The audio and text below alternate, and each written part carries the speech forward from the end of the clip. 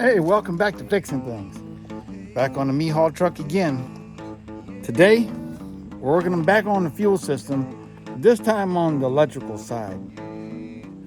No, we're not putting an electronic fuel pump on it. We got a brand new fuel pump already on this.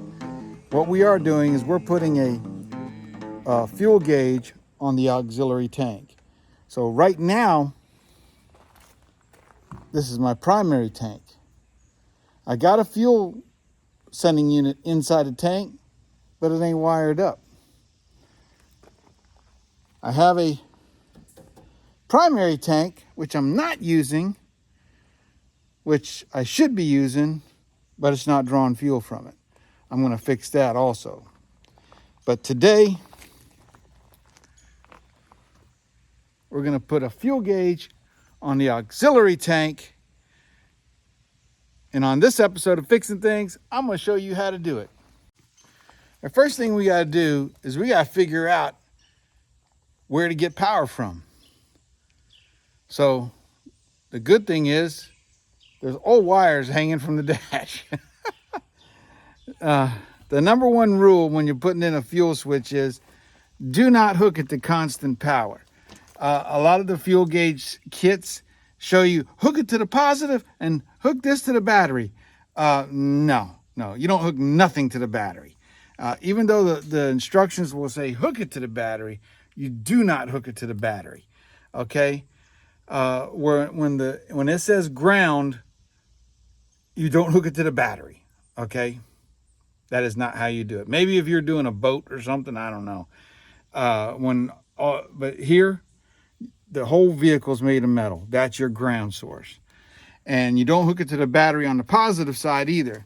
If you were to hook the gauge to a constant hot, it would put a parasitic draw on your system and would drain your battery down, depending on how many milliamps the gauge runs. So what you want to do is find yourself a switched power that runs off the ignition switch. So let's look and see if we can't find one. So it just happens that I got a wire nut hanging there, and I got my test lead hooked to a ground screw on the bottom of the dash. And I'm going to turn the ignition switch on, and we'll see if that thing lights up. Ah, look at that. So not only does it light up like that, but when we turn it to auxiliary, it also lights up. But when the switch is turned off, it also turns off. Now I know what you're thinking. Did I make that connection like that? No. Actually, that connection was there. U-Haul did that when they put their U-Haul radio in. And they all I did was tap into the wire that was there. I put a temporary wire nut on it, but they made that crazy connection. So we're going to fix that crazy connection. It actually goes down over to the fuse box and plugs in, and it's fused. And I'll show you. So it goes to that. Let me zoom you in. So the little orange wire comes out of it, goes to the wire nut. Big red wire coming out of the wire nut is actually, that actually goes to the power, the switched power on the radio. And that blue thing, that was there by U-Haul. U-Haul put that in there, that crimp connector. That other wire runs over and just plugs into the radio. I mean, into the switch power on the fuse panel. So I think we're going to reuse that. Looks like a good source because the fuel gauge don't use much. All right, so here's my gauge I'm going to put in, and it has some connectors on it. It has and some wires. The wires are for your lighting, so you can light this thing up. And the other three, one is power, so that comes off your switch power where we just showed you the test lead. The next one is a ground source. And the next one is the lead wire that goes all the way back. All it does is measure resistance. It doesn't actually send like electrical current into the tank. You do not want to send electrical current into your tank. Let me say that again. You do not want to send electrical current into the tank on your switch, on your sending unit. That is a no-no. There's gasoline in there. All you're doing is measuring the resistance. Measuring the resistance. All your connections are outside the tank, and you do not want no sparking inside your gas tank, because any fumes that's inside that gas tank will go and that's not what we want. That being said, that means we need to make sure that the gas tank has a good ground on it. So in my tank, we got the sending unit. I put that in on a different video, and the center stud is the that comes from the gauge. It just measures resistance, and then any one of those 5 bolts could be your ground, which is it's grounding to the frame already. So really, all we really have to do is ground the tank to a ground on the chassis. So we already have an original ground sitting right here. So we'll reutilize that ground. And there's also a ground on this. Oh, this was the ground for the cab. I mean the old bed, when we had the bed. And we'll probably rehook this back up to here. We could hook it up down here. We could. Or down here somewhere. But anyways, you want to make sure you have a really good ground. You don't want an intermittent ground. You don't want nothing that's going to cause interruption with the gauge, or the possibility of it trying to ground through the fuel. It shouldn't. But you want a good solid ground on the system. So the next thing with the gauge is finding a good home for it. So I thought about putting the gauge right in here. It's got an empty spot. I can drill it out and put it in. But then I thought to myself, I said, self, what if I don't want to use that auxiliary tank in the future? Now I'll be ruining my dashboard. And this is a 1973 F600. Parts are not readily available, especially when it comes to dash pieces and stuff. I mean, you can find water pumps and starters and stuff like that because the FE motor is very popular. But I don't want to ruin my dash. So we're going to mount this thing underneath the dash somewhere right over here. And then we're going to hook the light wires to the ignition wire. That way, when the ignition comes on, the little light in here also comes on. So all we got to do is do it. It's getting hot. Sun's coming out. But I parked the Mihal truck under the shade, so we should be good.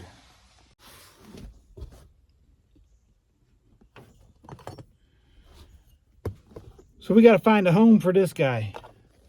And what I'm thinking is right over here.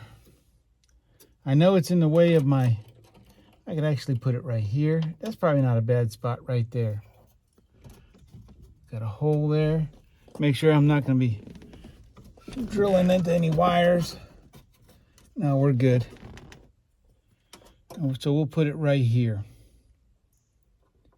That looks like a good home. I could actually put it on top of the thing too, but I'd have to bend the bracket. And then be exposed wires. I got to hide all these wires too. So I'm just going to take a self-tapping screw. And let's find a home for it right here.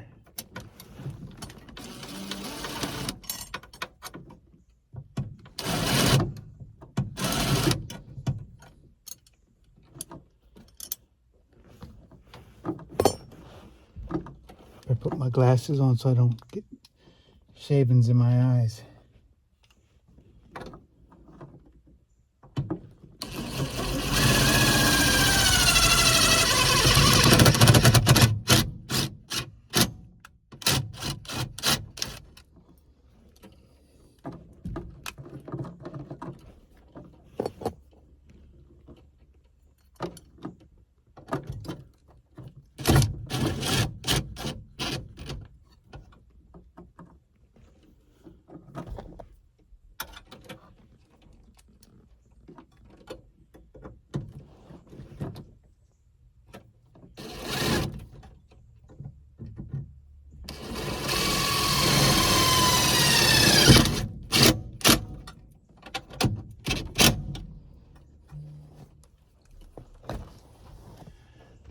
All right, that sucker's home. Now we just got to wire everything. So that's where the gauge will rest.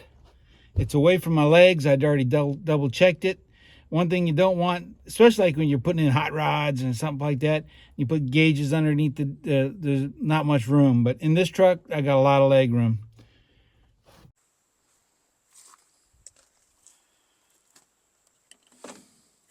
So I just happen to have a wiring harness that came up here, right? That this is the lights for the old bed. And one of these is a constant hot. And one of these are not. So we can check this out by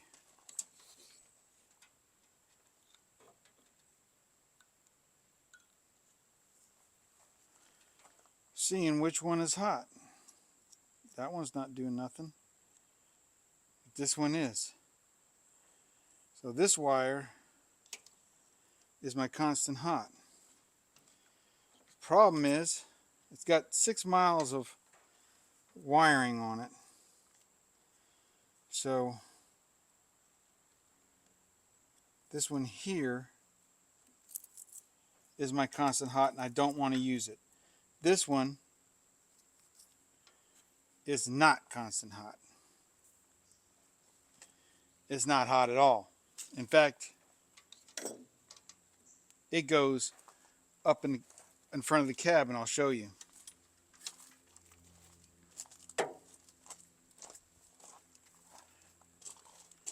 So it was a white wire. So here's that white wire, the constant hot. Goes down in the wiring harness and goes out back. And this is the wiring, this is the one goes to it. Now if I hook it to here, it'll be hot. If I don't, it's not. So this was the wiring that operated the cab. It was a switched power, came off the light switch. And it's operated was through this stuff right here, which was on the fire, not the firewall, but the inner fender well. And I relocated it. And then when I discovered what it was, I said, I don't need it no more. So we got a big hot, constant hot right here, which comes directly from the fuse panel. And I got that run to the constant hot that's on the tow hitch, which is hooked to a breaker right here. So it's fused.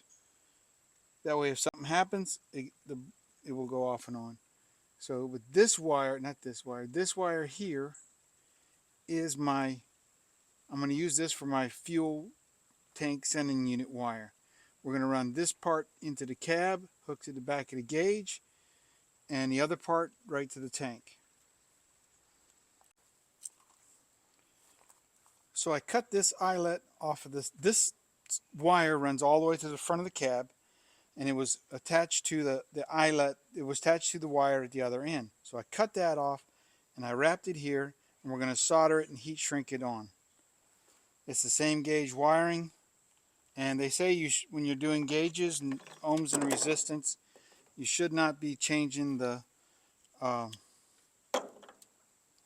the gauge of the wire because it gives you inconsistent readings. That's just what they say. I should clean that end up. I think it's got rubber on it. All right, I got that sucker soldered on there now. Now we'll put the heat shrink on there. Heat shrink it up.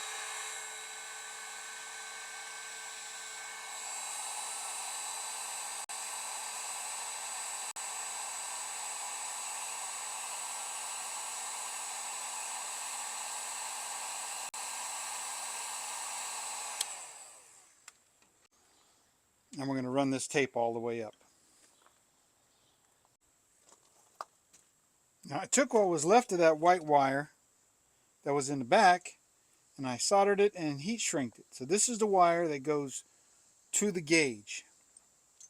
And I'll show you what I got done with the gauge here in a second.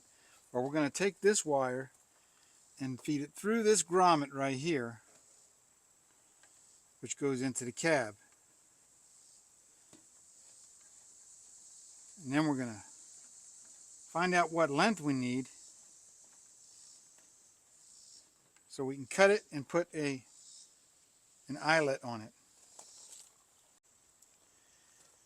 After I pushed it through there and I cut it to the right length, I pulled it back out and I soldered a blade connector on there, only because I didn't have grommets that small. But then I drilled a hole in it the right size. On that gauge, it's really teeny. Then shrink wrap it in place.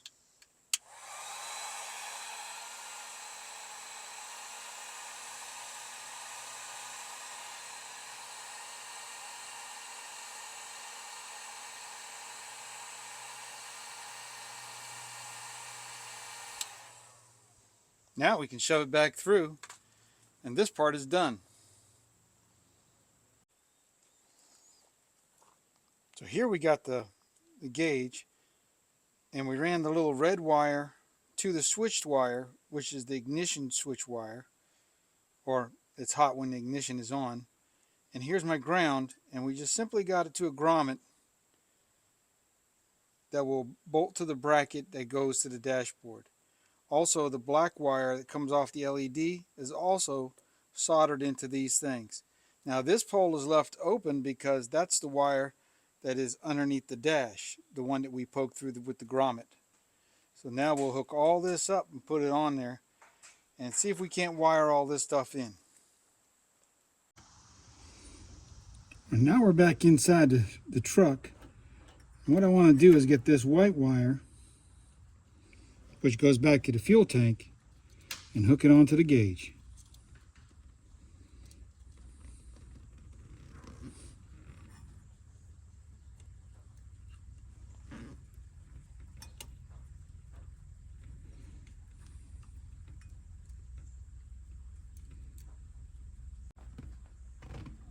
These things are teeny. I think I need my glasses on. I can't see it.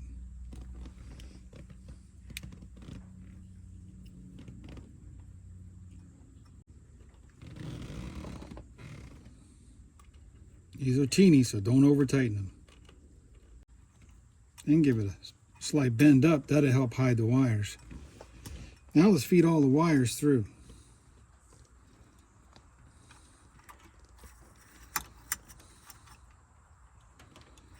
And before we put the gauge up in there, we need to hook the ground up. So we're going to take the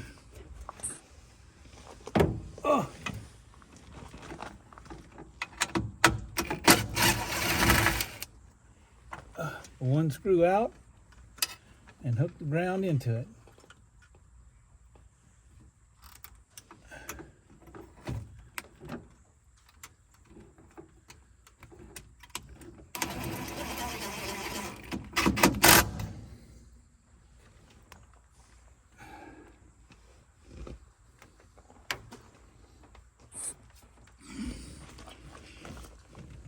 now all our wires are hooked up except for the hot wire. We can shove our gauge through and hook up the mountain.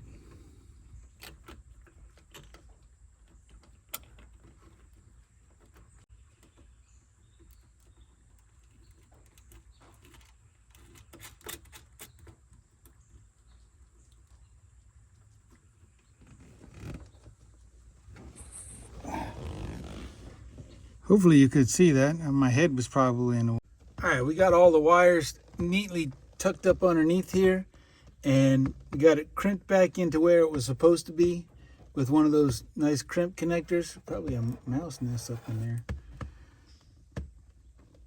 And I hooked this yellow wire back into where it's supposed to be. This just goes right up in here somehow. Not worried about that yet. But now it's time to test it and see if it works. Hopefully the fuel tank don't catch on fire. I think I filled it up last week. Now that the Mehaul truck is on the road. On the road again. Where's my hat? I lost my hat. I'm always losing my stuff. Gotta look good for the camera. Sexy. Oh my gosh. What did I do with my hat? Ugh.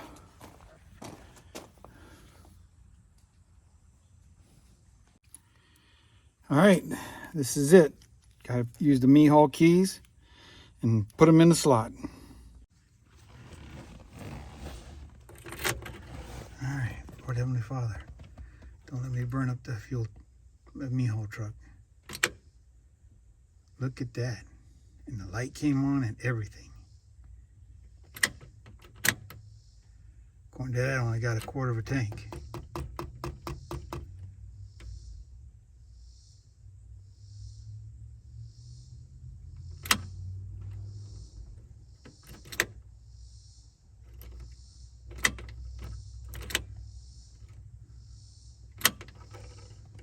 I don't know how much fuel I got in there.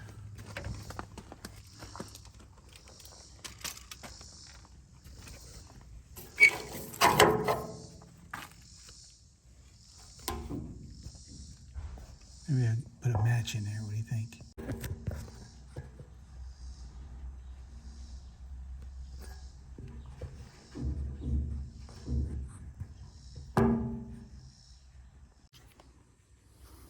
Found my hat. Anyways, that's probably what it is. It's probably got a quarter of a tank of fuel in it. I know I put some in, but I've been hitting the roads with it here lately. I've been going up and down, and the Mehaul truck isn't the most gas friendliest vehicle out there on the road. It's close. It's close. But anyways, at least I know how much is in the auxiliary tank now.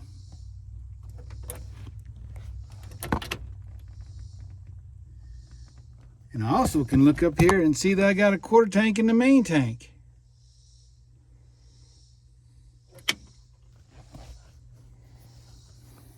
I think that's a successful job. Tank didn't catch on fire either. That's a plus. Whew. Remember, I can do all things through Christ who strengthens me. That's why I was fixing things with Pastor Bill and not fixing things with somebody else. Oh, it wasn't that hard. It wasn't hard at all.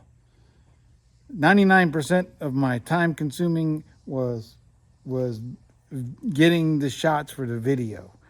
And there's a lot of shots I couldn't get because my head would have been right in the way. But I think I got enough to make the gist of it. If that's even a word. It is a word now. If I said it, it's a word. Anyways, I think the truck is ready for the show. Like I said, I'm not trying to win any awards with it. It's mostly for me.